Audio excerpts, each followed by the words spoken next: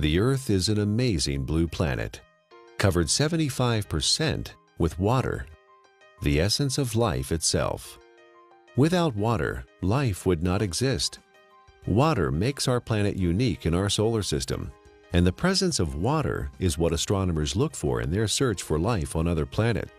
Like the Earth, the human body is also, on average, 75% water. Without water, none of the processes that support life can exist. While we can go without food for many weeks, we can only live a few days without water. Yet only 2% of the Earth's water is drinkable, and billions of people worldwide don't have access to clean drinking water. In this video, you'll learn a lot about water.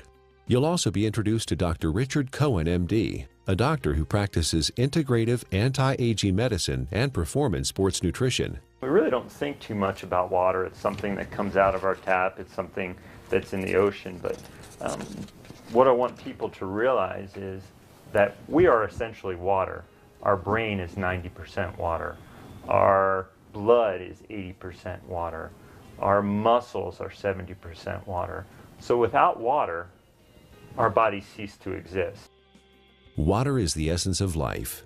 Water carries oxygen and nutrients to the cells. Water regulates body temperature. Water helps the body absorb nutrients and convert food to energy. Water protects and cushions vital organs and cushions the joints. Water removes metabolic waste from the cells through the lymphatic system. Without water, life ceases to exist. Water is just water, right? Tap water, filtered water, spring water, well water, bottled water. Some are a little more pure than the rest. Others have more minerals and taste better. You may pay more for the ones from Fiji or France or some glacier in Canada. But water is just water. Or is it? Volumes have been written on the subject, and the truth is, not all water is the same. Where did water come from? Water came from rain, snowflakes, came from streams, underground reservoirs. And what we're learning now, and this is the case with most issues, and most, when you go back to how things used to be. So if we look at water, the way it used to be, there are 3 or 4 structural and biochemical differences than what exists today. For most of his life, Nobel Prize winner Henri Coanda studied the water of the Hunza people who lived high in the Himalayan mountains.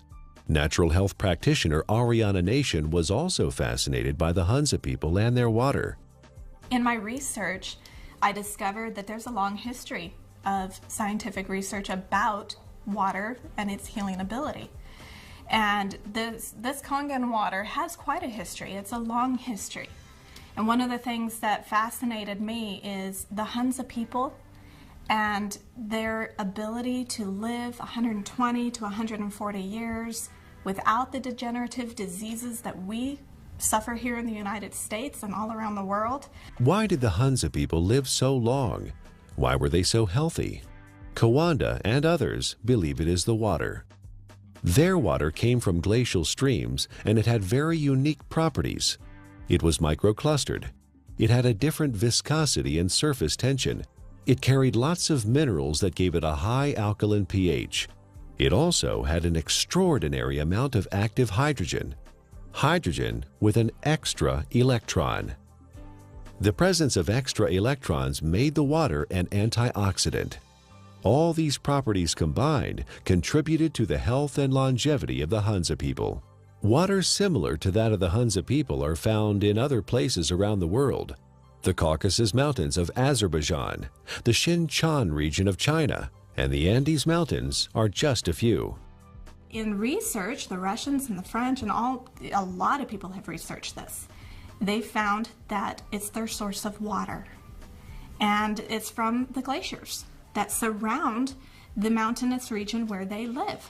The common denominator with all these different cultures that have this vibrancy is their source of water and the properties that that water consists of.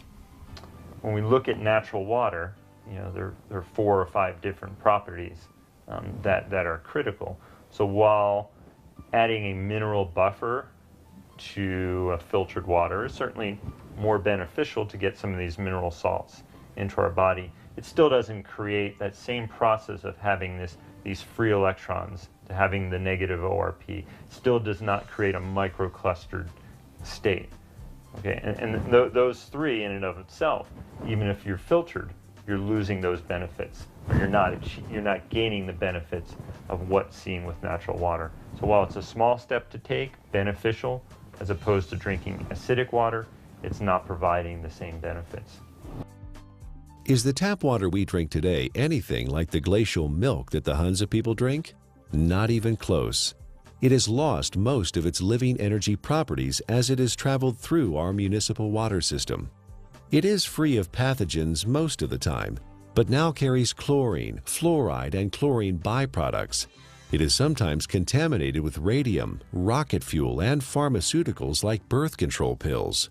If your pipes are old, your water may be contaminated with lead or other heavy metals. And if the water where you live is acidic, water treatment plants add lye or ammonia to make it neutral. Not exactly glacier milk, is it? Where going back to the natural state of water is essential and critical for health. But we haven't done that, have we? Instead, we came up with a better answer: bottled water. Last year, Americans spent more on bottled water than on iPods or movie tickets. $15 billion. Every year, we pitch 38 billion water bottles into landfills. Over $1 billion worth of plastic. Only 9% of plastic water bottles are recycled. 91% become litter or landfill.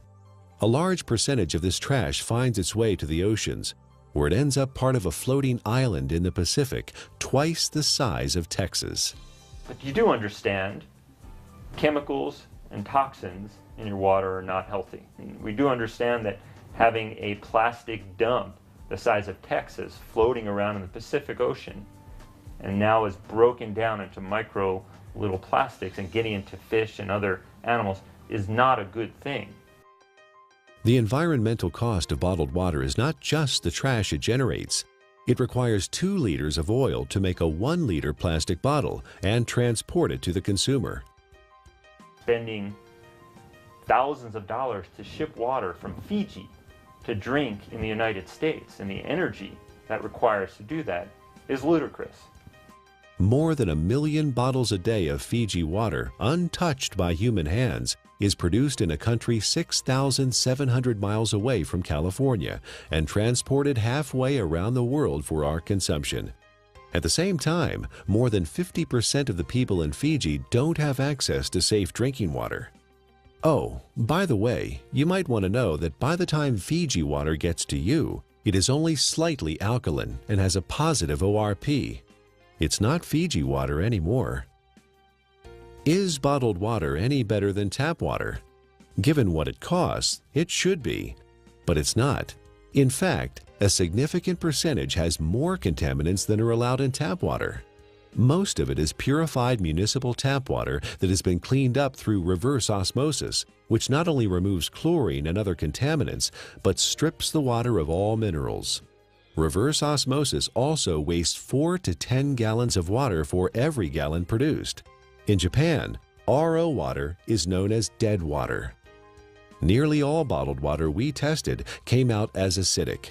Even spring water that should be alkaline came out acidic. Even worse is that all bottled water we tested had a highly positive ORP, or oxidation reduction potential. Water that has a negative electrical charge, like the natural ancestral waters, is best. Bottled water may be clean, but it does not have the life-giving properties of natural water. Finally, there's the cost factor. It's hard to believe, but if you consume the amount of water you should every day from bottled water, you'd spend over $2,000 per year. Over 15 years, the lifespan of the best water ionizer on the market. That adds up to a lot of money. If the water we used at home cost what even cheap bottled water cost, our monthly water bills would run $9,000. $15 billion per year is spent on bottled water in the U.S. and over $1 billion worth of plastic ends up as trash. Is there a way to save the earth and save money at the same time? You know, spending $2 for a small 12-ounce bottle of water is, what is it, 5, 6, 7 times more expensive than fueling your car. Doesn't make sense, does it? Especially when you're buying water that is acidic. You're buying water that may be devoid of minerals. You're buying water that has a positive ORP that is damaging. Doesn't make sense, does it? Maybe there's a way to produce your own clean water. Well, it would be nice to have a glacier in our backyard, or it would be nice to have a fresh mountain spring that's just percolating out of an aquifer in the earth. Most people don't have that. But what we do know, interestingly enough, is in places where that does exist, one of the key components is this clean, natural-based water.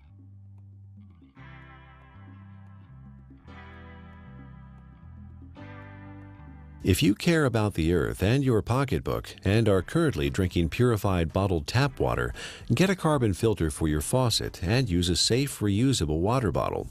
However, if you want to improve your health, drinking ionized alkaline Kangen water is a better choice. Like natural ancestral waters, it is microclustered, contains alkaline minerals, and has a negative ORP, making it an antioxidant, and it costs a little more than $1 a day for unlimited amounts.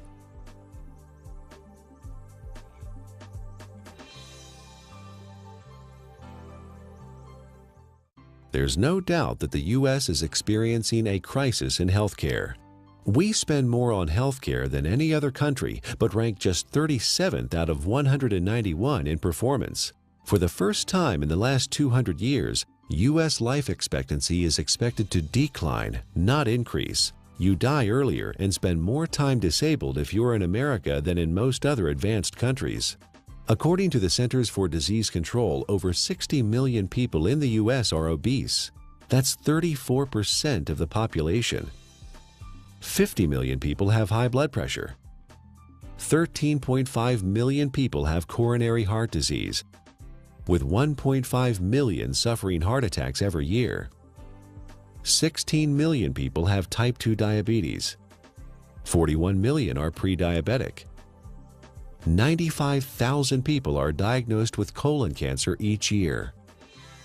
The solution? A pill for every ill and an ill for every pill. The pharmaceutical industry is a $680 billion giant, and our lifestyle keeps them in business. Eat, drink, and be merry, then call 911 for a surgeon.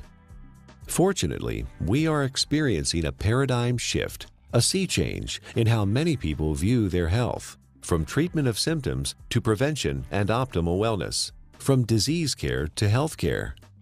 Many experts in new medicine or new biology believe that dehydration and chronic acidosis are the underlying causes of many diseases.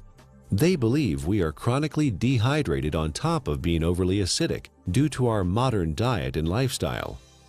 These two factors combined set the stage for the development of most, if not all, illness. Most people don't believe that dehydration is a problem because they drink fluids, coffee, tea, soda, etc. But chronic dehydration has no obvious symptoms. It's not like the man dying of thirst in the desert, and you can be chronically dehydrated even if you think you are consuming enough fluid. Adequate hydration is critical to how our body functions and heals itself, and water, pure water, is the natural way to stay hydrated. What we need to understand is what is water and what is not water. We as a civilization, or as a modern civilization or modern culture, have begun to think of water as tea, as soda, as milk, as energy drinks, as coffee. It has water or liquid substance to it, but it is not water. Okay? Even what comes out of our tap and what is in the bottled water. While structurally may be the water molecule, once we understand how water exists in its natural state before modern times, we'll realize that even that is not necessarily the water that our body evolved to exist on. How can one determine if they're drinking enough water is the question. First thing is, if you're thirsty, you're way behind. Okay, that's a clear point. Our thirst mechanism doesn't kick in until we're already slightly dehydrated. So if we wait till we get thirsty, then we are already beginning to become dehydrated and might experience symptoms like not thinking quite as clearly, or beginning to feel fatigued, or muscles may cramp up. May even start to feel hungry. And a lot of times hunger is really a sign of thirst. We are born 95% hydrated. As we grow up, we lose a little more water every year. When we reach middle age, we're about 70% water. In our 60s, maybe 60 to 65%. A steady decline until death when we are just 50% water. There are several signs of chronic dehydration that arise when the body enters survival mode and begins to preserve water for the most vital functions. There are 5 distinct conditions related to chronic dehydration where the body begins to ration water: asthma, allergies, hypertension, constipation, and type 2 diabetes. Symptoms include exhaustion, lack of energy, headaches, skin problems, obesity, and joint pain.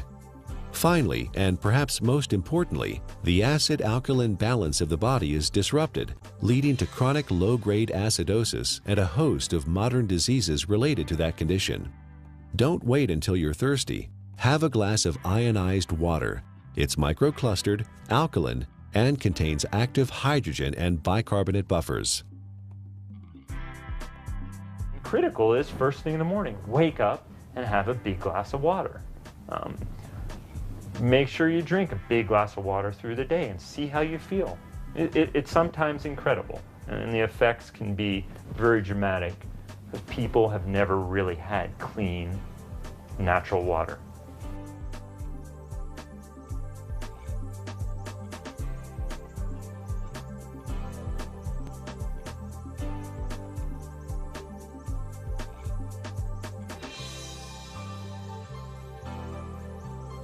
I want to use an example of an endurance athlete and specifically show the needs of hydration in the endurance athlete and how that also can relate to the everyday athlete. The person who's mowing their lawn and taking care of their kids, who is working, going to the gym, the weekend warrior, and how critical hydration is. We know that an athlete who is 1% dehydrated could have a 3% reduction in performance. Now, well, that doesn't sound like a lot. An athlete can spend hours and hours training, and in for example, a 1-hour event, a 3% reduction is almost 2 minutes. And that's the difference between winning or losing a race. One of the most important things you can do is to make sure you have enough fluid the night before. You cannot catch up the same day. When you're dehydrated, you build up lactic acid and you don't clear it. When you're dehydrated, the muscles don't receive the nutrients as effectively. When you're dehydrated, the cells, as we've talked about, don't communicate well with one another. When you're dehydrated, the oxygen carrying capacity of the blood diminishes. So you can see oxygen, energy production, neurological connections between cells are all critical to that endurance as well as the power athlete. Taking that example of the endurance athlete to the everyday person, you can see how you can become fatigued. You can see how your thinking may not be quite as sharp as it needs to be. You can see how hunger could play a role, or you begin to yawn, or your muscles are a little bit tight from sitting in the same place throughout the day. Hydration is critical. It's critical to the athletic endurance performer. It's critical to the everyday endurance athlete who wants to make it from the morning to the night as effectively and efficiently as they possibly can. Alkaline ionized water is a great choice for hydration for competition athletes, recreational athletes, and everyday people because it is microclustered, and the free hydrogen and bicarbonates help neutralize acid buildup and toxins.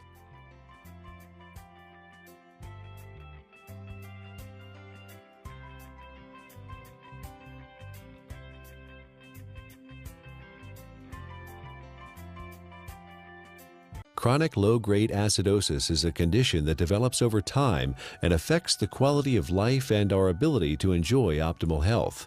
It starts with our diet, acid-forming foods and drinks. Our sedentary lifestyle, poor digestion, and poor elimination add to the problem. The fluids between and within our cells become more acidic. To maintain balance, the body mobilizes buffers, minerals, and hydroxyl ions from the bones and other tissues. This, in turn, leads to osteoporosis, and the overall process results in poor health, chronic illness, arthritis, and sluggish lymph system. An acidic condition for the body is very unhealthy. When the body is chronically acidic, illnesses can develop. Think of your cells like a fish in a bowl of water. When the fish are sick, what do? Do you give them a pill? Of course not. That would not solve the problem at all. They would still be sick. You change the water, give them the proper pH and ORP so they thrive. pH stands for potential hydrogen and is a measure of the acidity or alkalinity of a solution. pH is neutral at 7.0. Above that is alkaline, below that is acidic. It's a logarithmic scale. Each increase in pH means 10 times more or less hydrogen is present.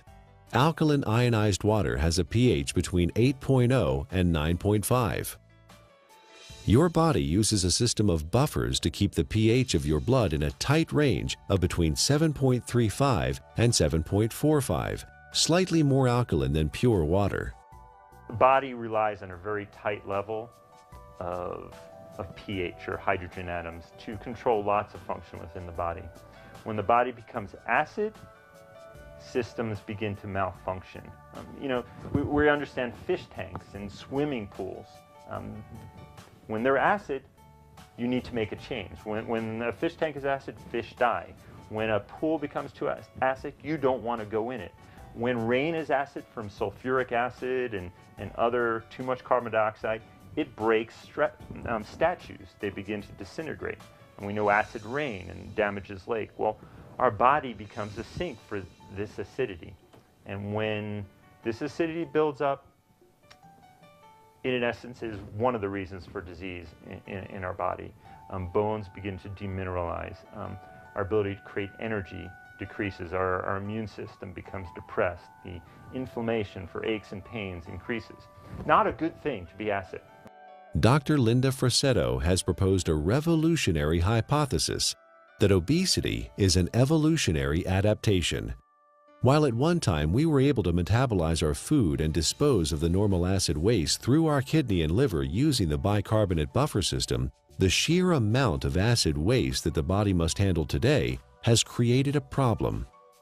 In order to protect the internal organs from damage, the body has adapted and now stores acid waste in the fat cells, as well as turning it into cholesterol, uric acid, kidney stones, and other storage forms. In her book, The Chemistry of Success, Dr. Susan Lark describes the effects of chronic low-grade acidosis.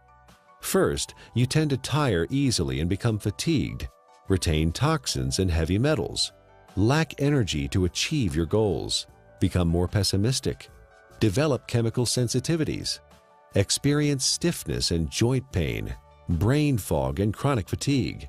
Several long-term medical problems are due to chronic acidosis: high blood pressure, autoimmune disorders, cancer, heart disease, diabetes, and inflammation.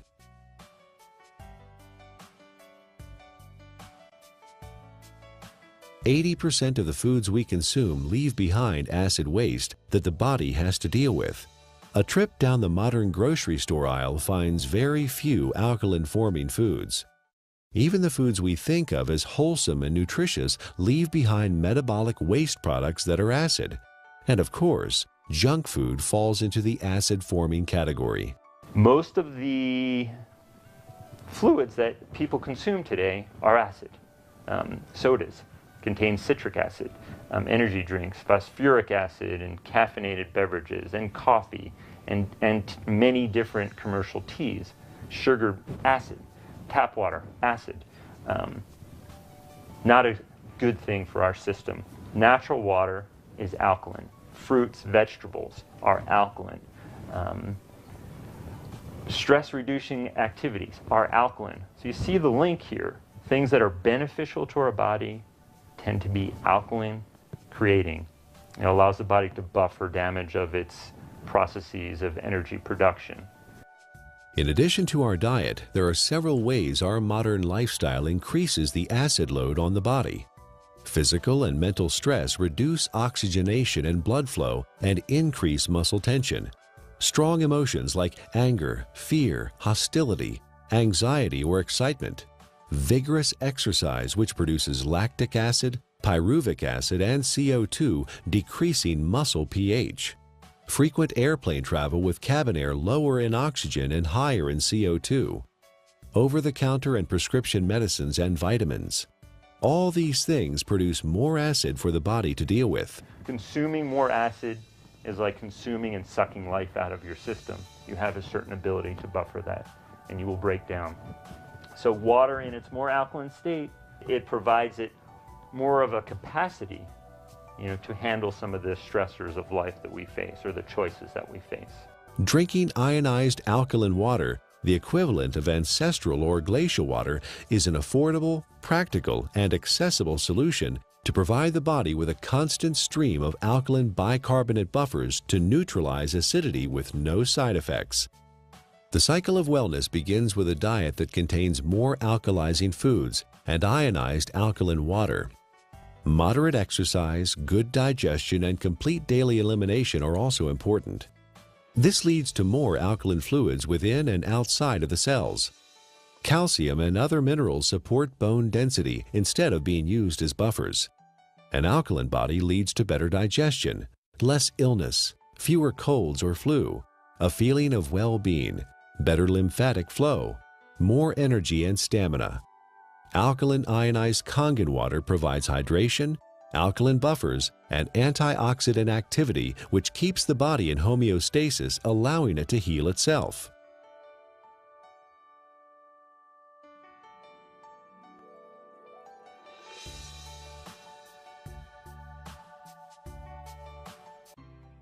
Japanese scientists investigated the Russian research about Hunza water and found that electrolysis could be used to create living water with properties similar to Hunza water. This is now known as functional water, micro water, ionized water, or Kangen water. Kangen is a Japanese word that means return to origin, or in chemistry, reduced, having an extra electron. In the U.S., Kangen water is the trademark of Enagic USA, who market top-of-the-line water ionizers. Anyone with an ion water generator can make Kangen water from tap water. Water is first filtered, then exposed to an electrical charge in the electrolysis chamber of the generator. Alkaline ionized water is called living water. It is similar in atomic structure to the waters that the people of Hunza drink directly from glacial streams in the high Himalayas. It is fresh, invigorating, life-enhancing, free radical scavenging, and delicious. Full-scale development of water ionizers started in 1954, fueled by research at several agricultural universities on the effects of ionic water, especially acid water, on plants. Experiments on the human body followed, conducted by Japanese doctors and other scientists around the world. In Japan, hospitals and clinics have used purified, electrically restructured, ionized alkaline water for over 30 years to treat a number of disease conditions. Following efforts by Japanese medical doctors and agricultural doctors, the water ionizer was approved for medical therapeutics by the Japanese Ministry of Health and Rehabilitation in January 1966. Well, we don't have a glacier. We don't typically have, fresh streaming water. One way to do it, and this has been studied by the Japanese, is a process called ionization. It's actually running some electricity through the water, and it breaks the filtered water into some of the natural properties. It provides the microclustering. It increases the alkalinity. It provides a high ORP, or these free electron states, to the water. So in a lot of ways, we're getting some of the similar properties to natural base water. It even changes the molecular structure. We can see a more health-giving pattern when looked under an electron microscope. So ionization is an option and a choice for many people if you don't have a glacier. So the Russians discovered the property of the water, all these properties, and they developed an electrolysis system. They found a way to actually separate the water and get these properties. And the Japanese improved upon this process and improved upon it, and have come up with the best ionizer available now. And I really do appreciate the work that the Japanese have put into it because of the diligence and the care that these ionizers are made with. Numerous peer-reviewed scientific studies have been performed in well-respected universities and hospitals around the world, which show the benefit of alkaline ionized water. Some of those benefits are weight loss, releasing toxins and stored body fat, normalize blood sugar, support healthy colon function, resolve urinary tract infections, relieve asthma and chronic respiratory conditions, stop abnormal gut fermentation, reduce proliferation of candida, fungus, and undesirable microforms, reduce chronic pain, improve wound healing with oxidizing acidic ion water. The most important thing, we don't want to drink water that has pollutants, and that could be harmful to our system. So when we're drinking water, it would be nice to know that what you're drinking is clean. The first step to creating alkaline ionized water is to have clean source water. Enagic's Kangen water generators use an activated carbon filter that removes chlorine, volatile organic chemicals, pesticides, herbicides, benzene, trihalomethane compounds, radon, solvents, and many other man-made chemicals found in tap water. Ionized water is pure or virgin water. Everything water has been exposed to leaves an electromagnetic frequency signature or imprint. Ionized water is virgin water because the EMF have been reset. There are 4 very specific properties to these healing waters that are found in these mountainous regions that are flowing from the glaciers. And there's been a lot of research on this. The Russians discovered it, and they discovered a way to make it. And those 4 properties are, it's hexagonal, and what that basically means is it's shaped like a snowflake. You look at it under a microscope. It's beautiful, it's crystal structured. Ionized water has been restructured. The water molecules cluster in groups of 4 to 6 instead of the normal 10 to 15. Nuclear magnetic resonance has documented this difference. The reduction in cluster size helps the body absorb ionized water more quickly and efficiently. Also microclustered, micro meaning small clusters. It's broken down very small so the body can easily absorb it. It's very bioavailable. It was very alkaline. pHs around 9.5. Some were found at 9.0. So it really helped the body as far as not adding acid waste to the body and helping to keep the body very alkaline. You may hear a term, it's called clustering. The water molecules naturally exist in a cluster, and some people call it hexagonal, which would be 6. So they naturally exist in a cluster of 6 water molecules. The water as found through taps and commercial water sources is a much larger cluster of water molecules. There are many beneficial properties to that, and it enhances the body's ability to hydrate.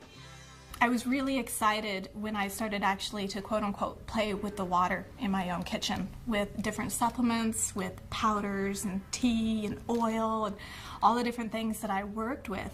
And you could really see the life to the water. I could put, for example, my green vegetable powder drink in Kangen water versus a bottled water and a tap water, and actually see that this water has an energy to it. In fact, it will stir itself and become very, very absorbable, and you can watch that happen within the water. You can watch it make tea instantly, whereas other waters cannot do that. It cannot get in and penetrate those nutrients and pull those nutrients out and put it right in the water where you're drinking it, where it can then go in and penetrate your cell walls at that same level. Many people complain that they find it difficult to drink large amounts of water because it makes them feel bloated and heavy. Regular water, tap or bottled, is composed of large clusters of water molecules and has no life energy or electrical charge. It sits in your stomach like a stagnant pond. In contrast, drinking ionized alkaline water is easy because it tastes much better than tap or bottled water, and the smaller molecular cluster size and life energy it carries allows it to be absorbed more quickly. And the other feature is it has a negative ORP, and what that stands for is oxidation reduction potential. Not to get real big and fancy, a lot of people are like, oh, what is that? It is the ability of that water to reduce the oxygenation of the body. And the property of the water that actually gives it this negative ORP, or the potential to reduce the aging in our body, is the active hydrogen that it consists of. ORP, also known as redox potential or oxidation reduction potential, measures the tendency of a molecule to gain or lose electrons. It is measured in millivolts. When a substance has an electron to donate, it measures with a negative charge. When a substance loses an electron and is positively charged, the ORP is plus. Negatively charged substances act as an antioxidant. Positively charged substances act as oxidation enhancers. What we have learned to understand is this water in its energetic state has an abundance of free electrons. Okay? The Earth is loaded with free electrons, and where that comes from is lightning strikes. Okay?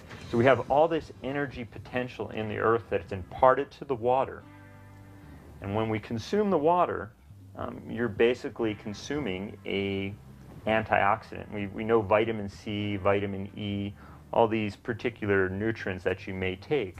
In its natural state, water has a similar or even perhaps more powerful ability to quench out free radicals or inflammatory processes that may occur from natural processes within our body to create energy, to fight infections, as well as to quench out some of the destructive things that we may do in our modern life, from pharmaceutical agents, cigarettes, alcohol, over-exercising, stress. Water can help buffer that in its natural state. Like natural ancestral water, ionized water holds a measurable negative electrical charge. This is what gives the water vitality or life energy. Almost all other drinking water available to us has a positive charge, which means they are oxidizing agents. Only negatively charged water can efficiently flush out toxins and poisons in the body at the cellular level and neutralize free radicals. A free radical is a molecule of oxygen that has lost an electron and is positively charged. It is also known as active oxygen. This active oxygen is hunting for a replacement electron from somewhere else in the body. Active oxygen damages the cell membrane and even DNA. Antioxidants produced by the body and from our food provide free electrons to stabilize active oxygen-free radicals. Ionized water is one of the most powerful antioxidants known. Ionized water has millions of hydroxyl ions per glass. No other water has this incredible benefit. Acid alkaline is the amount of hydrogen that's present. When there is tremendous amounts or a large amount of hydrogen, a system is termed acid. The pH is considered low. When there is lesser amounts of hydrogen, it's alkaline. The second component of water in its natural state, as we just spoke about, was having natural minerals. Okay? Right. Being able to get these nutrients which are critical to our health, and those don't exist for the most part in commercially bought or tap waters. Water in a alkaline state provides the body with a greater capacity to buffer some of the natural processes that stress the body, as well as the lifestyle processes that also stress the system. And drinking water in a natural alkaline state provides you with a substance that is not acid, that is not damaging to your system. So you can look at it from two different ways, eliminating all the unhealthful things that we don't even think about and consuming clean, natural base water. Is ionized alkaline water safe for anyone to consume? Certain medical conditions require fluid restriction, so you should follow your doctor's advice. For these people, because of the unique imbalances that are created, extra fluid is not processed well. So the standard conventional mechanism, don't take fluid because you can't process it, let's minimize it. While the cells intracellularly are starving. See, the problem is that the fluids can no longer get into the cells effectively. Is it because people are not drinking or haven't drinking natural water? Certainly one component of it. It has to do with the health of the actual cellular membrane. So for these people, well, I don't want to say drink all the water you can, but I think you will find for whatever water that you can, or fluid that you can, by consuming water in a natural state, you may begin to enhance the intracellular component of the water and lessen some of that extracellular water that exists. And in doing so, you may find that your fluid intake may gradually increase, and that would be beneficial. How that helps your ultimate condition, obviously it is an unknown since there's many factors involved. But water in its natural state, microclustered, alkalinized, is going to give you, in essence, the most bang for your buck. Don't waste your fluid on coffee. Don't waste your fluid on energy drinks or sodas. Absolutely not. That's just going to make your condition worse. All water is not created equal. We encourage you to try ionized alkaline natural water. Ask the person who gave you this DVD for a free sample of Kangen water. For references and resources about the topics covered in the DVD, go to ionwatertruths.com.